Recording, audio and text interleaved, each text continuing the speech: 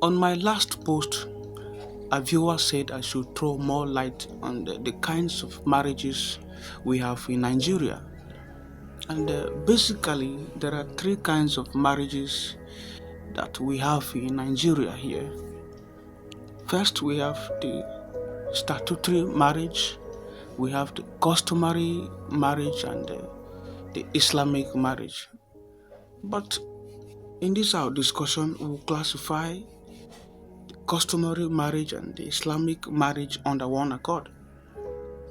So when you are talking of statutory marriage as defined or elucidated in the case of ID versus ID, statutory marriages is this a kind of marriage that is a union between one wife to the exclusion of all others.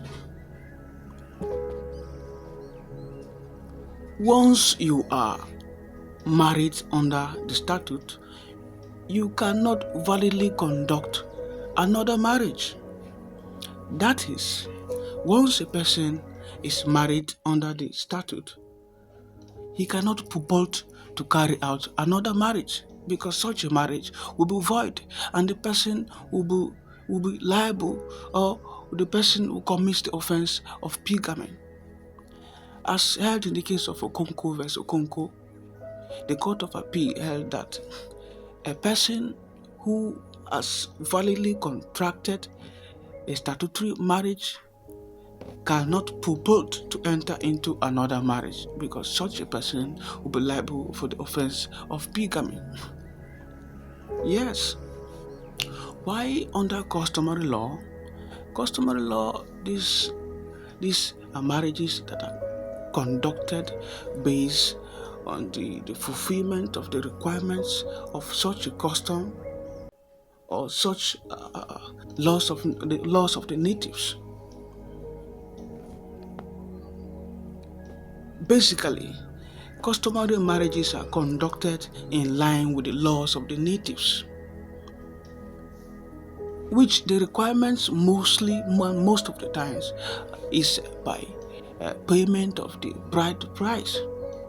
Once the bride price and the procedures or the requirements of such a customs, because we have diverse customs in Nigeria, of such a custom in which you are getting married into, once you have fulfilled the customs of such natives or customs, then you can validly conduct a customary law marriage. And customary law marriages allow a person to marry more than one wife. Yes, you can marry 2, 3, or you can even be the King Solomon of your time if it pleases you.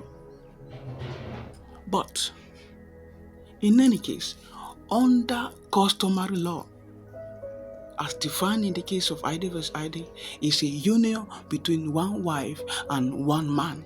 One man, one wife, to the exclusion of all others. And once there is a subsisting marriage, a person cannot validly enter into a statutory marriage. What are we saying? If you are already married under customary law, you cannot conduct a valid statutory marriage except if you are entering or you are contracting such a statutory marriage with the same partner in which you contracted the customary marriage with. Where in any case, a person is already married under the statute and is purported to carry out another marriage, such a marriage will be void and such a person commits the offense of pigamy. This is illustrated in the case of Okonko versus Okonko. I think basically that is just what the kinds of marriages we have.